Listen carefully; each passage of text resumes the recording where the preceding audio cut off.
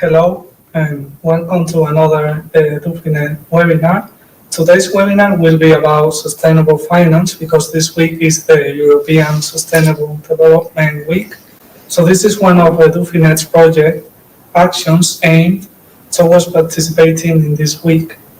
For more information about other initiatives, please go to www.edufinet.com. So today is joining us José López, which is Head of Sustainability and Corporate Social Responsibility of Unicaja Banco, and also coordinates Edufinet's project, and Ryan Kissane, which is an English teacher at Ryan Kissane English. Ryan, good afternoon and welcome. And José María, good afternoon. Hello, good afternoon. Good afternoon. Thanks very much for having us. Okay, the first question is about sustainable finance. What is sustainable finance and why is it important to the average citizen?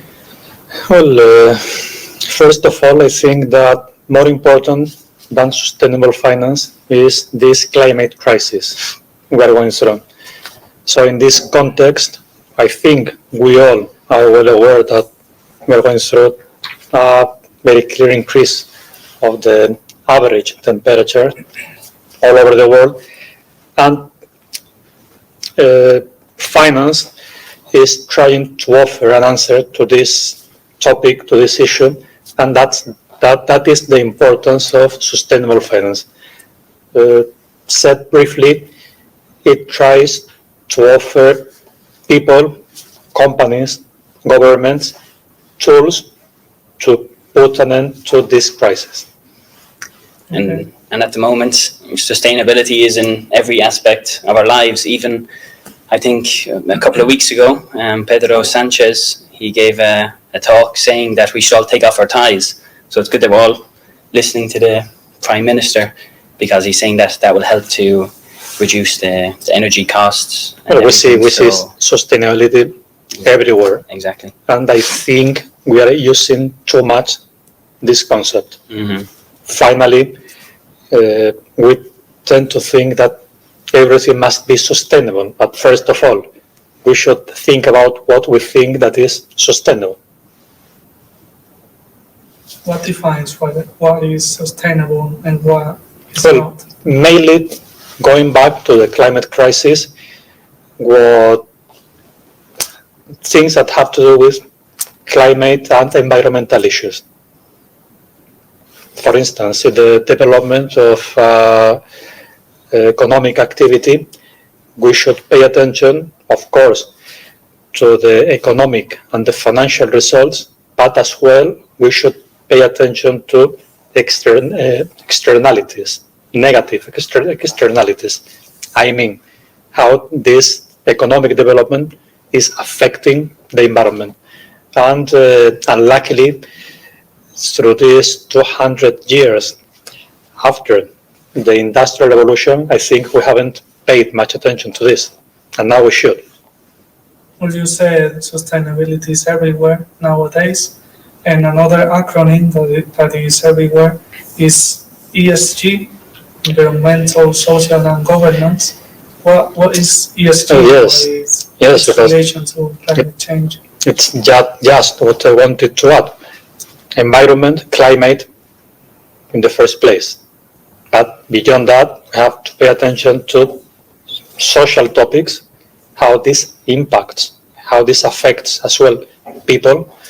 When we say social, we mean people working in companies, but as well citizenry in general. And of course, the G of governance, how companies are managed. And they should be managed paying attention to environmental and to social issues. And how can these criteria of ESG can be met in conjunction with the traditional financial criteria, which are risk, return, and liquidity? Well, we have to add to this traditional formula the negative impact of economic activity. I mean, of course, when we invest, we pay attention to risk and to the return. the interest we get. That's not enough. According to this new way of analyzing social and economic issues, we should see as well how that financial product impacts negatively on the environment. The climate change is one of the most pressing issues nowadays. So, what do you think that can be done in order to improve the current situation of climate change? I mean, it's certainly true that everybody is talking about climate change, and now for many years it's all over the news, even in social conversations. Many people are talking about it, even young people are getting involved in this conversation, but it's hard to know what to do because there's so much information. So what do the experts say? So I think the big question perhaps is, do we think that we as ordinary people, as normal citizens, can do something? Can we take measures for the climate crisis to be mitigated or reduced? And I think the answer is yes. But of course, in our hands, as ordinary citizens, we have limits when we make decisions. The big decisions must be taken and addressed by governments and, of course, by big corporations. But of course, we can do small things that all aggregated, they add and they have a real effect. But the average citizen can have an impact on climate change and the environment by the decisions he takes. For instance, when he buys a product or when he goes to the bank for a loan. We can choose not only a sustainable financial product, we can choose as well a sustainable product in our lives. Anyway, of course, if we buy, for instance, sustainable food, probably it will be more expensive. And that's something we should consider as well. But how can one know something is sustainable food from what is not? Labeling. One of the answers is labeling. I mean, for instance, and it has something to do with climate change. We know when we buy a house, we need an energy efficiency certificate. And we know of labeling in consumer products. The trend is that more and more in the products and services we consume, we will see the impact. But Energy impact, social impact, environmental impact, and of course, the first point is that companies have a mandate to do that, and that they fulfill that obligation, of course, in good faith. I'm not an expert on this, but as a consumer, I can say that there is no labeling in currently, unless I'm wrong. I don't know what I am. You mean on financial No, services in on general? any product. There is no labeling currently, so this problem is not Well, addressed. it's coming. Now we have photo labeling, for instance. It is European legislation with some controversies in relation to some products, for instance, olive oil. But I think you have to make it easy for the consumer. You have to make it easy for people. We have a lot of things in our minds, and when we go to the supermarket, we cannot devote 2 hours to see the origin of a product, if it comes from a country in which the employees working for the company don't receive a fair salary. We cannot know if there is a huge spending of energy. Someone must do that work for us and make it easy.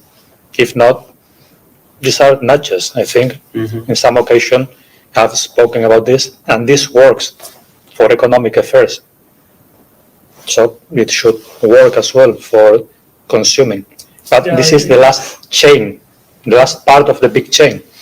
It not only has to be easy, it has to be affordable too. I don't know what Ryan thinks, but when you buy a product, it has to be affordable. It's not only about sustainability. When presented with two similar products, one sustainable, the other not, which one would you pick, Ryan? You go for the cheaper one every time. The first thing is to be informed of what it really means for if it really is sustainable. And then maybe people, they might be inclined to pay a little bit more if it is really sustainable. But I don't know if people are going to be paying much more. They're not going to be paying double or 50% more. Well, you have to be a responsible consumer as well. And accepting that paying more, you are doing something good for our society. But have you met the average person? Have you met the average person on the street? But until this, all these issues about sustainable transition, this will not materialize until a critical mass of our population knows and think and act according to this.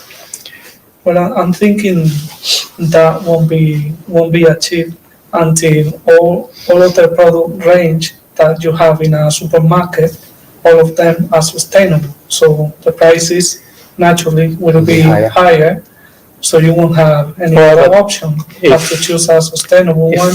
If it is widely bought, the price will increase. It will be more expensive because it only has a small share of the market. Yeah.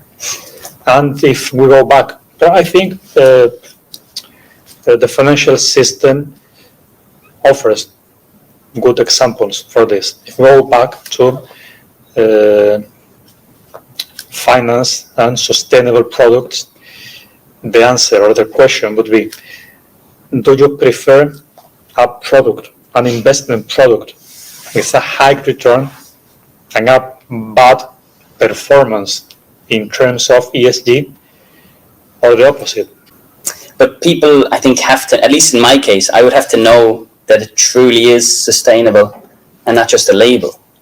Like, am I paying for just to feel good that I'm helping, or am I really actually helping? Because if it's going to cost more and it's going to take more money, I'd need to be convinced that it really is working. So are the institutions or the government, are they doing a good job in really convincing the people that this is going to work or help? Yeah, that labeling has to work because it has to convince the people that, as Ryan says, they're contributing to this effort, but they're not paying to feel good only. So it has to be free of conflicts of interest. The companies or the public institution that creates those labels at the end of the day. But I mean, if you offer a financial product and you affirm it is sustainable because your investment, I insist, in the investment is addressed, it is channeled to companies protecting human rights. I mean, they not only they say they are aligned with human rights. Think about a company working for a Spanish company from Africa. So in that case, you have to say you're aligned with human rights, but as well that in practice you really apply this point of view. And of course, this is great, but then, today everything has gone up in price. Everyone has seen that things in the supermarket are much more expensive now. The electricity bills are going up. People's salaries aren't going up.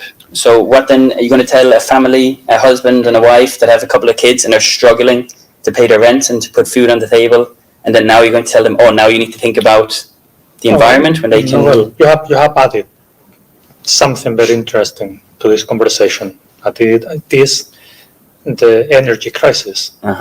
We want to be a less dependent world on fossil fuels, energies.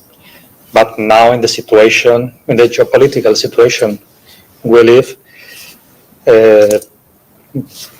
we could wonder if this sustainable transition is really a choice, or it is something not affordable. And why has to be in the Western countries? The families, the companies in these countries have to support this effort, which is expensive. And that doesn't happen in other countries. I don't want to name any country, but in Asia, Africa, because they're polluting on a daily basis, they're not getting or not paying for that. They're getting the benefits of that, and that's affecting I can answer you with the free rider theory. This is a collective good, and if some of us don't do what they have to do, they are getting a benefit from our effort. And this is adding more difficulties to all this. This is not an issue isolated for one country or one region. This is a global crisis. And of course, we can find free riders, and they make it more difficult.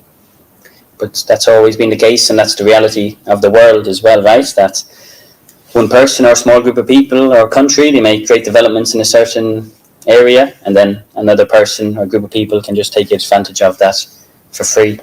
But I suppose even though that is the case, I suppose we still have the responsibility, or if you want to just do the right thing, and then even if other people can exploit that, that's just the way it goes. We could think that some people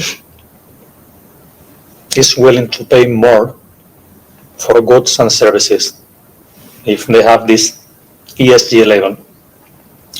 But now, with an inflation reaching the highest peak in the last 30 years in Spain, and 11%, that's a big burden. So the personal opinion is conditioned by the economic reality. So it's playing against reaching these ambitious goals we all have. But anyway, the European Union says that the war in Ukraine shouldn't stop Europe's commitment to be net zero in 2050. So we see a big ambition. Yeah, and the same can be said. We talk about Western countries against other countries that are exploiting the effort made by those countries, but the same can be said on a temporal basis, because the people and companies now have had to make an effort that will be seen in the future. Maybe they won't get the benefits of that. That's a tragedy of the horizon. We don't want to act because we will see the result within 50 years. Where will be all of us within 50 years? And it is against our human nature. Yeah. Thinking to get that result in the long term. We pay attention to the short term, we like it or not. So that's another difficulty. But finally, and as we are in Edufinet, and as José Antonio knows, I think we all know, the clue, at least in this financial education project, is giving people information for them to make informed and responsible decisions. And I think finally this topic, the way we should not teach but show people how to think should be the same. We all should have all the information. Climate crisis, we are going to reach a no return point. We still can act. Some people say we are the last generation that can act, it's hard to be said. I don't know if this is right or not, but scientists say this. And we speak about financial products or products in general we consume. I think that the way to approach to these issues should be that at least we should be able to manage to have all that information, and as a result be able to take free and responsible decisions. I don't think we should be channeled by force to a certain direction. We must follow that direction, but it should come spontaneously, starting from this knowledge. We have this information, and then we go back to free choice, personal choice, and personal responsibility. Yeah, I think this will be something that will be achieved in the long term, and this implies a change in the mindset of the people, and that takes time. So probably this will be achieved in the long term. We need a huge shift, a huge change of our culture as citizens. That huge change doesn't happen overnight. No, of course it's a gradual doesn't. process. But the cultural element is basic, because if we don't have this shift, without this change, we will continue analyzing topics through the lens we used to use 200 years ago, and those lenses don't work anymore. Well, we've talked about climate change, sustainability, ESG in general terms, but what do you do personally in order to make a contribution to the environment? For instance, you, Ryan? Well, first thing is I stopped using the straws, the paper straws apparently are better. Well, before making a decision, as you said, you need to inform yourself to know if you're going to make the right decision and actually make a difference. So at least the first thing, educating myself on these issues, reading some books and just videos on the internet sometimes can be useful. And then after that, then as you go through your life, trying then to make the best decisions we can.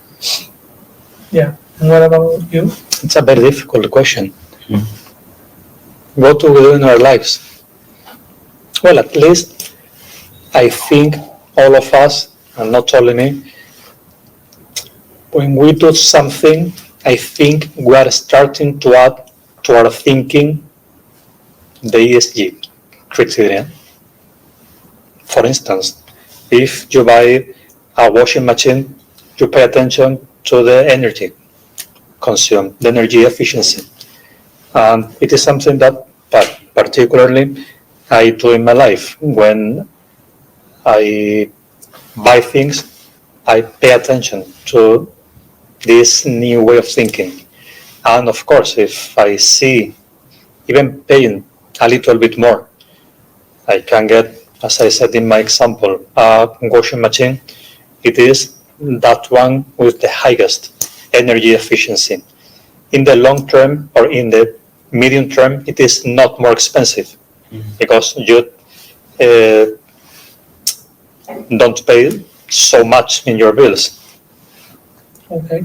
And if you had to teach other people on this, how would you start teaching the people about the environment, caring about the environment, about climate change? What would you say to your students, for instance, Ryan? Well, I've just tried to make it somewhat enjoyable, so it's not like a chore or a task. I like listening to different podcasts, and sometimes if you find one with an expert on these matters, well then it's an easy way to get this information, and you don't have to be sitting down reading a book that maybe even you can put in the podcast and go for a walk or do some exercise, and I feel it's just a nice and easier way to get this information. And what about you? Yes, we live in a preliminary phase. So now I think this is the moment to know as much as we can, doing actions like this, changing points of view, not only reading, knowing other opinions. Not all the opinions are aligned with what we are seeing now. I think we should even pay attention to those different opinions. Anyway, I think we cannot deny we are going through a climate crisis. I think it is something we can notice in our daily lives.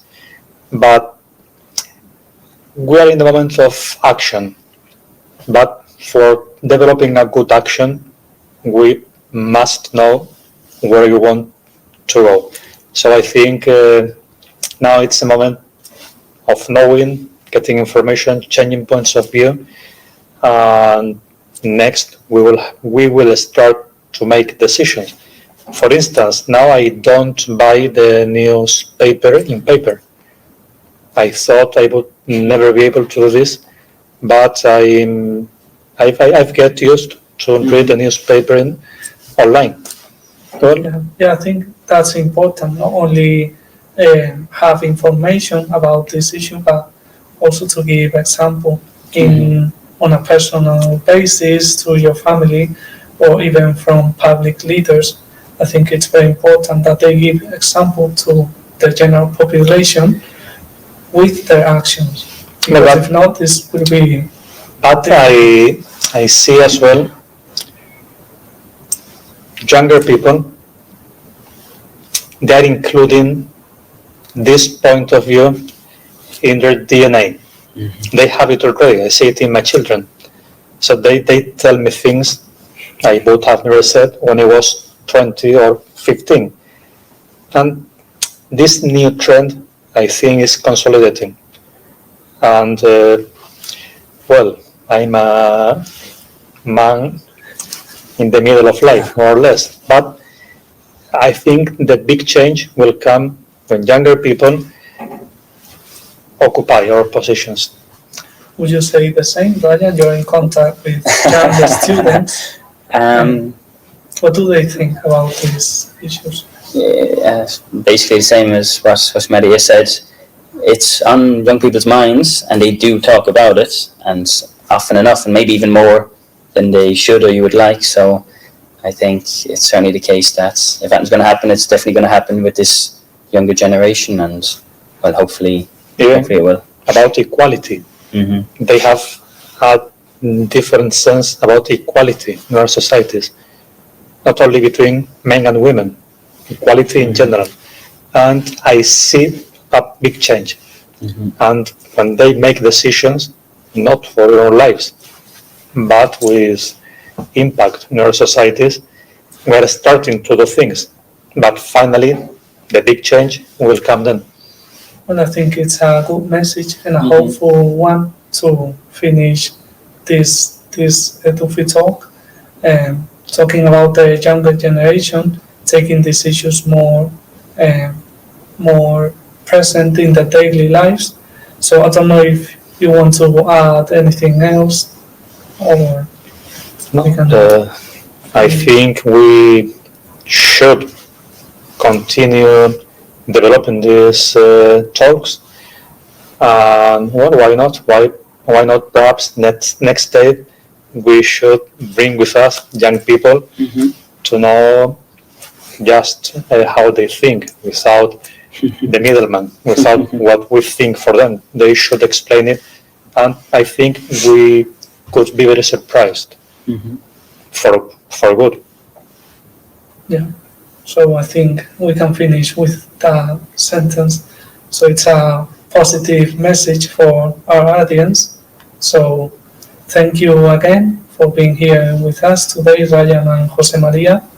And let's hope we see you in another time with Thank you very much. younger people. Thank you. Thanks very much.